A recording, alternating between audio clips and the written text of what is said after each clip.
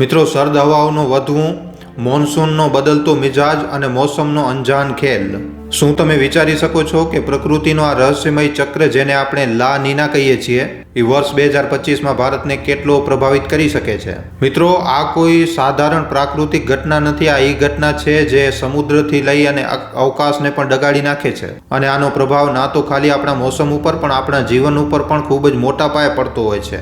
કલ્પના કરો મિત્રો, જાન્યુઆરી મહિનાની ઠંડી રાતો આનાથી પણ વધારે ઠંડી થઈ જાય. વરસાદ એટલી વધી જાય કે પૂર હરેક ગામ અને હરેક શહેરને પોતાની ચપેટમાં લઈ લે. અને મિત્રો, આવું કોઈ હમણાં નથી થઈ રહ્યું. પાછલા થોડાક વર્ષોથી આપણે લા નીનાના લીધે મચી રહેલી તબાહી આપણે જોઈ રહ્યા છીએ. પણ આ વખતે વૈજ્ઞાનિકોની ચેતવણીઓ આનાથી પણ વધારે ગંભીર છે. કહેવામાં આવી રહ્યું છે કે વર્ષ 2025નો લા નીના ભારત માટે હમણાં સુધીનો સૌથી વધારે ખતરનાક લા નીના થઈ શકે છે. વિચાર કરો મિત્રો, ચોમાસાની વરસાદ જે આપણને રાહત આપતી હતી, હવે એ ભયંકર પૂરનો રૂપ પણ લઈ શકે છે. પહાડો ઉપર હિમસ્ખલનની ઘટનાઓ મોટા પાયે વધી શકે છે. અને ઉત્તર ભારતમાં ઠંડી હવાઓનો એટલો કહેર મચી શકે છે કે તાપમાન પૂરી રીતે નીચે આવી જશે. ખેડૂતોના ખેતરો પૂરી રીતે બરબાદ થઈ શકે છે. અને પાક જે ક્યારેક આપણી થાળીમાં આવતો હતો, હવે એ પૂરી રીતે બરબાદ થઈ શકે છે. અહીંયા સવાલ એ છે કે શું આપણે આ તબાહી માટે તૈયાર છીએ? શું આપણો દેશ આટલા મોટા બદલાવનો સામનો કરી શકશે? મિત્રો, આ સમયે ખાલી જાણવાનું નહીં પણ સમજવાનું અને સતર્ક રહેવાનું છે. આજના આ વિડીયોમાં આપણે જાણીશું કે આ લા નીના કેવી રીતે કામ કરે છે. અને ખાલી આ એક મોસમીય ઘટના નથી, પણ આ એક સંભવિત પ્રાકૃતિક આપદા છે. અને મિત્રો, આ ભારતના ભવિષ્ય ઉપર એક મોટો ક્વેશ્ચન માર્ક ઊભો કરી શકે છે. તો તૈયાર થઈ જાઓ મિત્રો, કારણ કે આગળની આ જાણકારી તમને એકદમ હેરાન કરી નાખશે કે પ્રકૃતિનો આ ખેલ કેટલો વધારે ભયંકર આવનારા સમયમાં બની શકે છે. તો મિત્રો, સૌથી પહેલા આપણે જાણીએ કે આ લા નીના શું છે. વિચારો મિત્રો, એક વિશાળ મહાસાગર જેની ગહેરાઈમાં કંઈક એવું સંતાયેલું છે જે આપણા મોસમના ચક્રને પૂરી રીતે બદલી નાખશે. લા નીના કોઈ સાધારણ ઘટના નથી. આ પ્રકૃતિની એક ખૂબ જ મોટી ચાલ છે જે આખા ગ્લોબલ પ્લેનેટને ઉલટપુલટ કરી શકે છે. જ્યારે પ્રશાંત મહાસાગરનો તાપમાન સામાન્યથી નીચે ચાલ્યો જાય છે, ત્યારે આ અદૃશ્ય તાકતને લા નીના કહેવામાં આવે છે. પણ મિત્રો, આનો મતલબ ખાલી ઠંડો પાણી નથી. આ આખા મોસમીય તંત્રને એક એવો મોટો ઝટકો આપે છે જેની ગૂંજ હજારો કિલોમીટર દૂર સુધી સંભળાય છે. આનું નામ ખૂબ જ નાનો છે, પણ મિત્રો, આનો પ્રભાવ કોઈ દૈત્યથી ઓછો નથી. આ ગ્લોબલ વોર્મિંગ અને ક્લાઇમેટ ચેન્જની ખતરનાક ગુથીઓમાં એક પરત જોડી નાખે છે.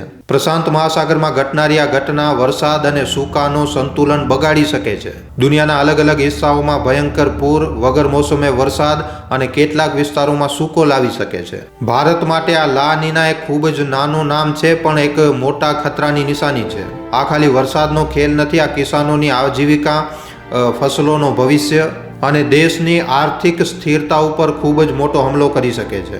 મોન્સૂન જે ભારતની જીવન રેખા છે, આ ઘટનાના કારણે અરાજક બની શકે છે. શું થાય જો વરસાદ એટલી પડી જાય કે નદી નાળામાં એકદમ પૂર આવી જાય, ગામોના ગામ, શહેરોના શહેરો ડૂબી જાય? અને જો કેટલાક વિસ્તારોમાં વરસાદ જ ના આવે તો શું થશે? આ બે ધ્રુવી અસર જ લા નીનાને સૌથી વધારે ખતરનાક બનાવે છે. આ ઘટના ખાલી ભારત સુધી સીમિત નથી રહેતી. આની લહેરો પૂરેપૂરા વૈશ્વિક વાતાવરણને પ્રભાવિત કરે છે. અમેરિકામાં સૂકો, ઓસ્ટ્રેલિયામાં પૂર અને એશિયામાં પૂરી રીતે અરાજક મોસમ. લા નીનાનો જે છાયણો છે એ બધી જગ્યાએ છે મિત્રો.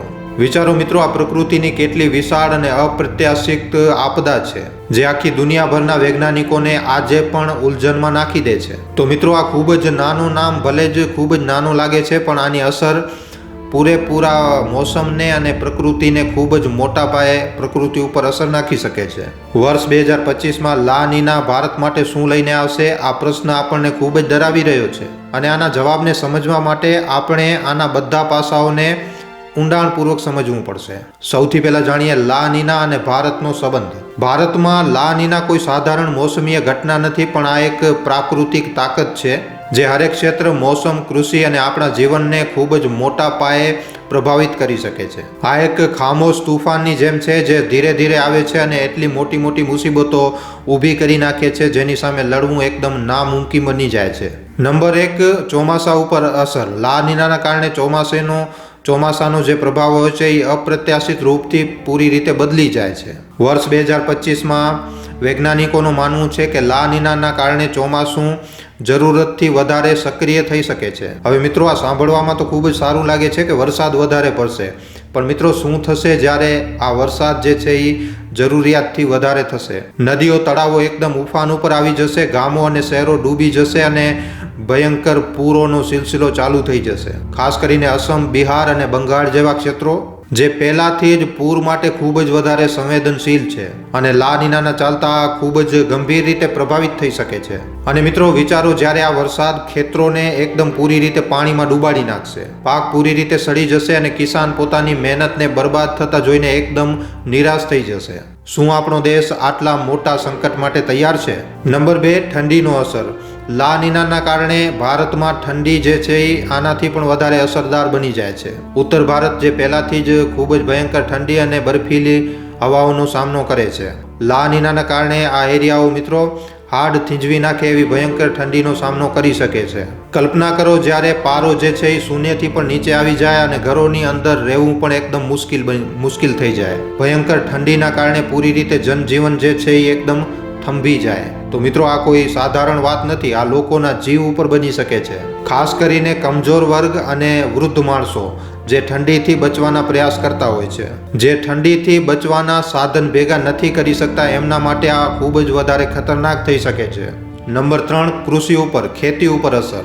ભારતની 70% આબાદી મિત્રો આજે પણ કૃષિ ઉપર, ખેતી ઉપર નિર્ભર છે અને લા નીનાનો સૌથી મોટો પ્રભાવ પણ અહીંયા જ જોઈ શકાય છે. મોસમનો ખરાબ વ્યવહાર કિસાનો માટે એક ભયંકર સપનાથી ઓછો નથી.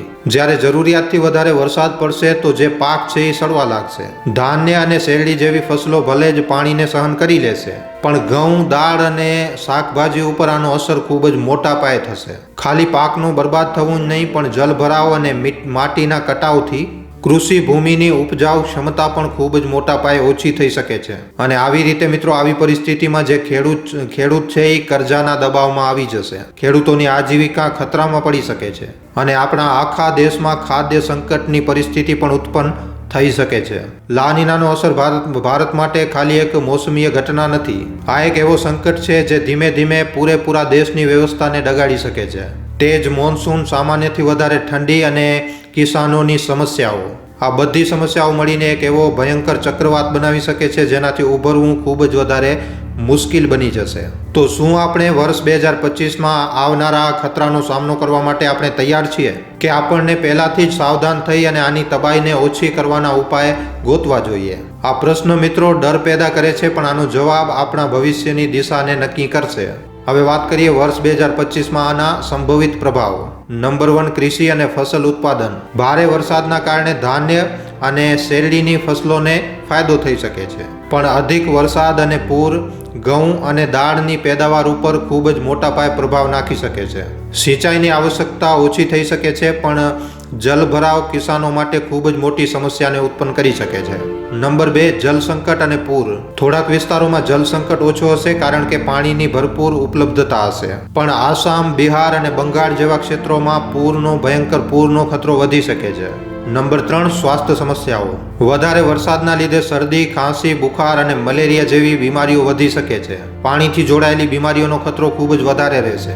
નંબર 4, વીજળી ઉત્પાદન અને ઉર્જા સંકટ. હાઇડ્રો પાવર ઉત્પાદનમાં વધારો થઈ શકે છે, પણ અત્યાધિક ઠંડી અને બરફબારીના કારણે ઉત્તર ભારતમાં વીજળી આપૂર્તિ પૂરી રીતે પ્રભાવિત થઈ શકે છે. નંબર 5, આર્થિક પ્રભાવો. કૃષિ ક્ષેત્રમાં ઉતાર ચઢાવના કારણે ખાદ્યની વસ્તુઓમાં તેજી આવી શકે છે. પૂર અને પ્રાકૃતિક આપદાઓના કારણે સરકારી રાહત કાર્યો ઉપર દબાવ વધી શકે છે. લા નીના એક પ્રાકૃતિક ઘટના જે પોતાની સાથે થોડાક ફાયદા તો લઈને આવે છે, પણ મિત્રો આના નુકસાન આખી તસવીરને બદલી નાખે છે. લા નીનાની આ ઘટના આપણા જીવનમાં અમુક સકારાત્મક પરિણામ તો લાવી શકે છે. આ ઘટના આપણા જીવનમાં સકારાત્મક બદલાવ પણ લાવી શકે છે, પણ આની વિનાશકારી સંભાવનાઓને ભૂલવું ન જોઈએ. મિત્રો, તમારા માટે એક સારા વિષય ઉપર વિડીયો બનાવવામાં અમને ઘણો જ સમય લાગી જાય છે, માટે આ વિડીયોના બદલે અમે તમારા પાસેથી એક લાઇક અને એક શેરની આશા જરૂર રાખીએ છીએ, કારણ કે તમારી એક લાઇક અને એક શેર અમને આવા જ જાણકારીસભર વિડીયો બનાવવાની પ્રેરણા આપે છે. માટે જો આ વિડીયો તમને પસંદ આવ્યો હોય તો આ વિડીયોને લાઇક કરીને તમારા મિત્રો અને પરિજનો સાથે શેર કરવા ખાસ વિનંતી. અને જો તમે અમારા ગુજરાતી દુનિયા નામના યુટ્યુબ ચેનલ ઉપર પહેલીવાર આવ્યા છો તો હમણાં જ આ ચેનલને સબસ્ક્રાઇબ કરી લેજો. સબસ્ક્રાઇબ કર્યા બાદ બાજુમાં જે બેલ આઇકન જે ઘંટડીનું નિશાન આવે એને દબાવી નાખજો, જેનાથી અમારા દરેક વિડીયોની જાણકારી તમને નોટિફિકેશનના માધ્યમથી મળતી રહે. આખો વિડીયો જોવા બદલ આભાર. હવે આપણે મળીશું એક આવા જ નવા જાણકારીસભર વિડીયોમાં. ધન્યવાદ.